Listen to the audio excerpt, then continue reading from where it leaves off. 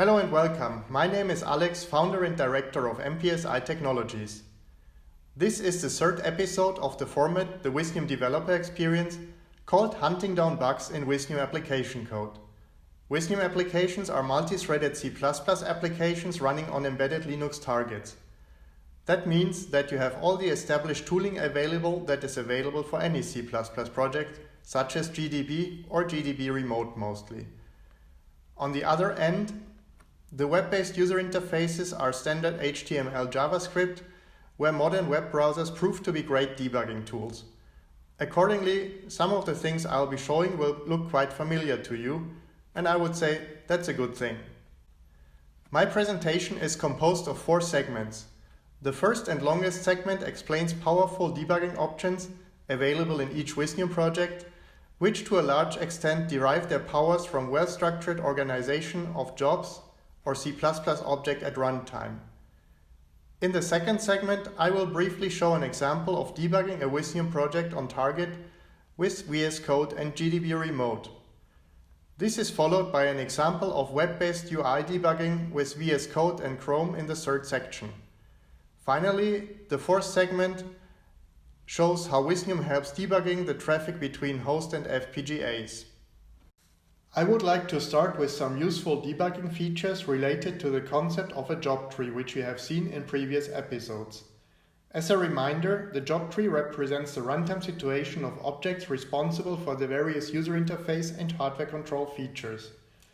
In this example, I have started the Whiznium Starter Kit daemon, and I have opened a UI session in the web browser with 2 cards open. I can display the corresponding job tree by typing the command show jobs in the command line. So you see the root job, the UI session job, the job responsible for the live data card, and underneath the various panel jobs.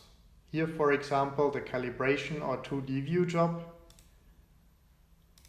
with the hardware control jobs underneath. I should note that typically the command line is used for debugging purposes only, and this includes the quick design and implementation of debugging methods.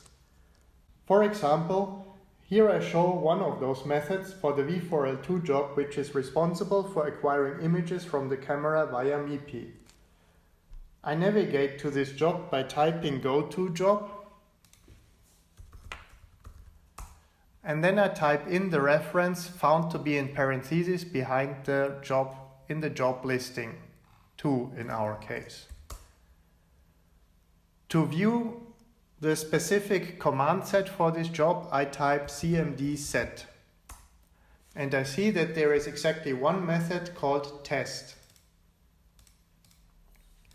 To execute this method, I type test and enter. And as you can see here on the web-based user interface, it does some experimenting with exposure time and focus.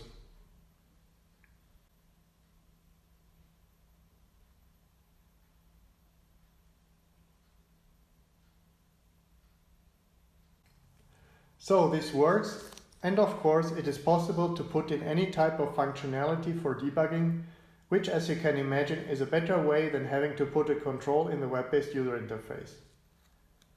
Now let's look at the other standard debugging methods which are available for the job tree and command line. They can be displayed using the command set standard. Besides quit, goToJob, and show jobs, which we had already seen, I would like to show each one example of the most useful other methods which give an indication of the internal state of the daemon. First off, show CLSTNS, short for show call listeners, prints out the job tree with additional information as to which job is listening to what kind of calls or interjob events, by whom and with which parameters. For example, the preview job is listening to result new calls from a specific job, and in this case it's the v4l2 job. So each time a new frame has been acquired, the preview job will be notified. A second, more complex example is the session job. Typically, it is a button within the cards or panels underneath the session that will request opening of a new card. This is best exemplified by the navigation card, where a user interface event from here triggers a card open call for the card object groups, which is passed to the session job, and it is a session job that can decide based on user access rights if this is permissible or not.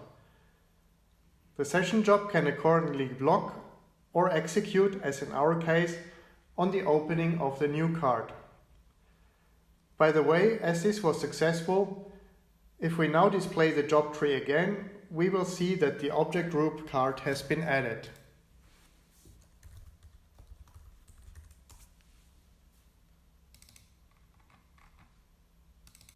The next command within the standard command set I want to talk about is show presets, which is short for show presettings.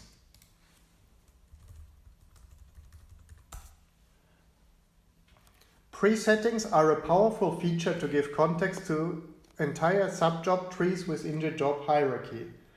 For example, in our object group card, currently no object group is selected. Accordingly, the list panel knows to display no object group, which however changes if I make a selection in the list panel that has a reference different from 0. So we would expect the presetting to change from 0 to any other value. For example, if I select office items and I do another show presets,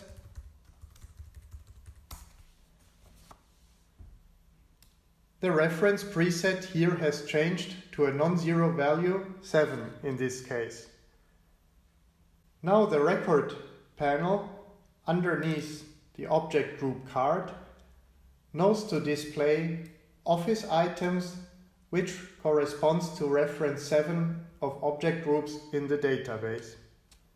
Other useful presettings include the IP address of the client or access rights to the various cards, which include view, edit, and execute.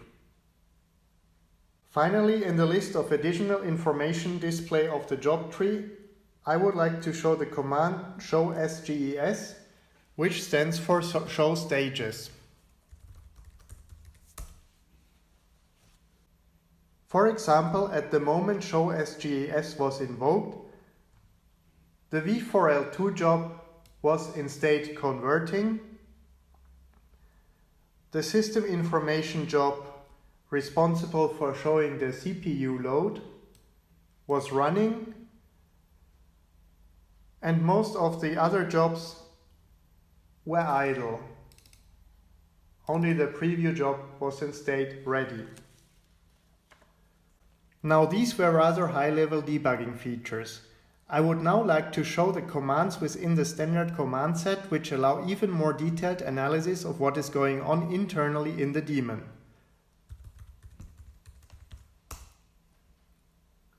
There are two debugging options visible here.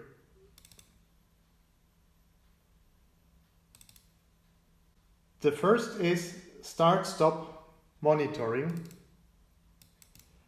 When I start monitoring, a new log file will be created which is responsible for monitoring any event within the job tree that is happening.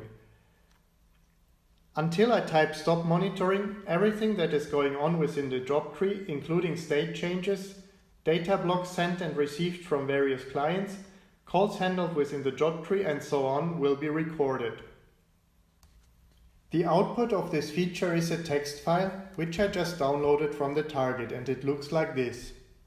So what we see is the beginning timestamp of when monitoring started, and before recording changes to the job tree that are happening within the monitoring period, The full internal state is logged as a snapshot. First listed are the jobs, including the information to which they are a subjob. Next, all call listeners with detailed information can be found.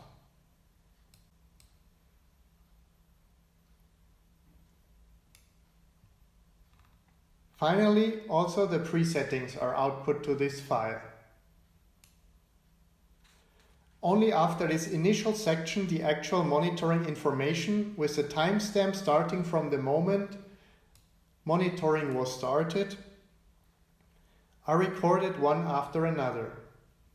In case of a problem like this, it is very simple to find at which point probably some call did not happen or did not reach its target job. During the recording period, I had hit the stop button, and you see the corresponding XML coming in here. As another example of XML over HTTPS transferred recorded, here you see the periodic update of the system monitor panel triggered by the server.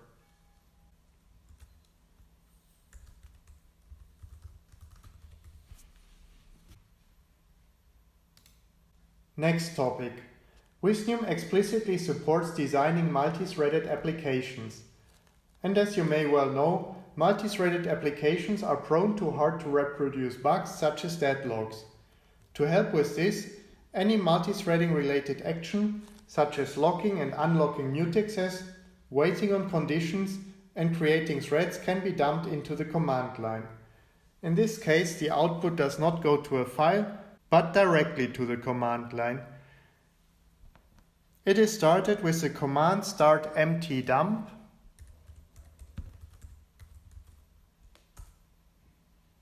and stopped with the command stop empty dump.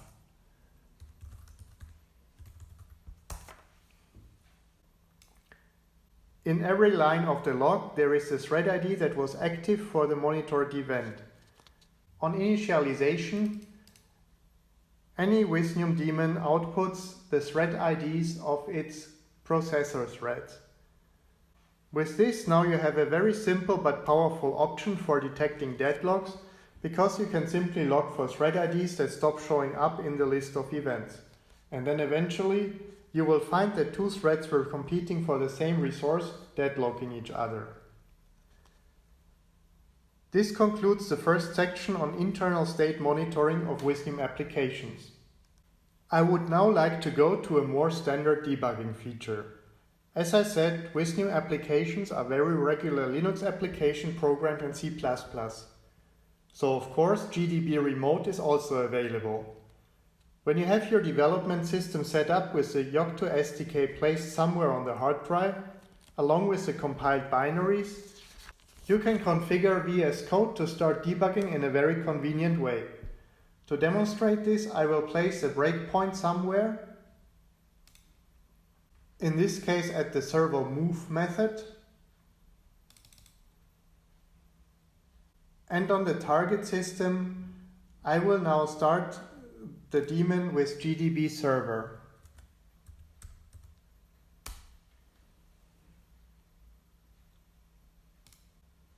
I hit start debugging, and now on the target the software is running,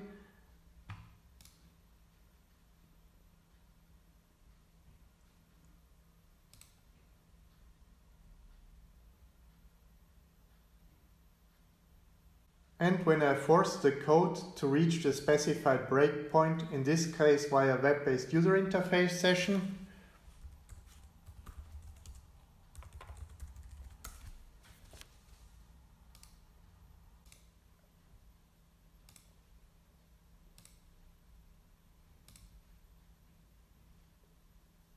it will, as expected, stop execution here, and I can inspect the various variables and continue execution.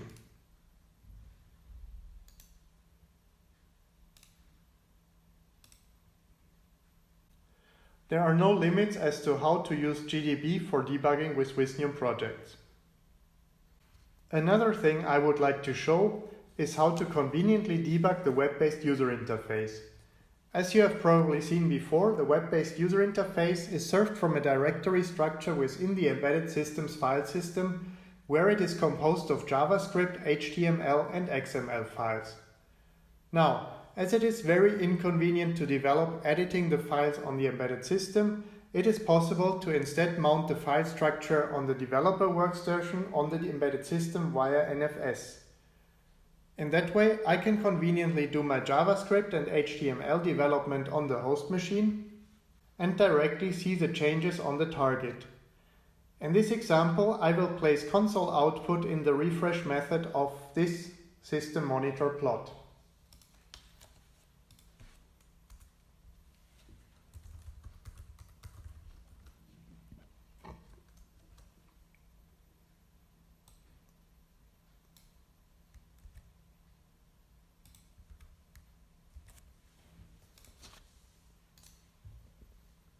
So before reloading this card, I see that in fact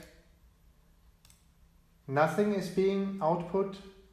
However, the moment I force a reload, which now comes from the host system, I can see that the actual change in code immediately takes place.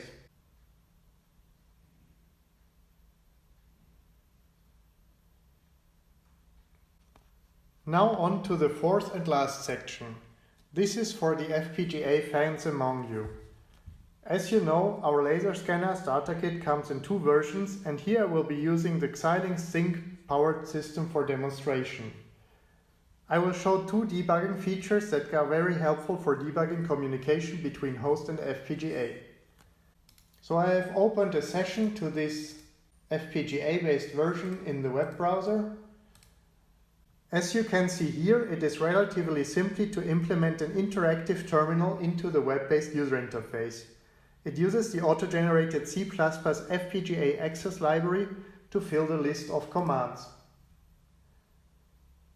I can now conveniently select a command or a sequence of commands which I can subsequently submit to the embedded system. Up here above, you see the actual bytecode which is exchanged with the FPGA subsystem and the possible decoding of it. Something even more low level, when in the job tree I go to the FPGA source job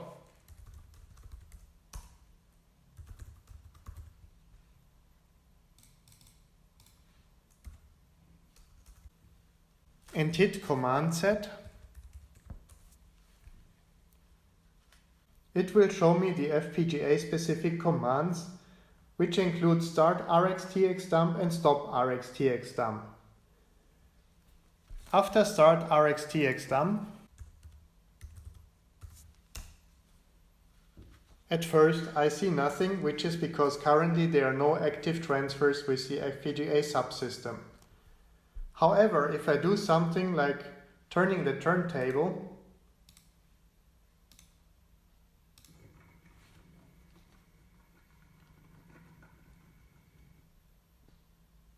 I will see communication taking place between host and FPGA subsystem. For bulk binary transfers, which are for example used for camera bytes transferred, as you can see here,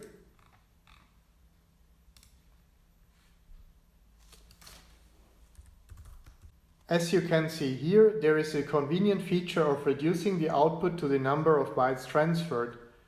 Using the rxtxdump feature, it is possible to spot problems both on the host side as to which FPGA commands are actually being executed, but also if things get to hang, this can be used to spot problems in the state machine implementations within the FPGA-based subsystem.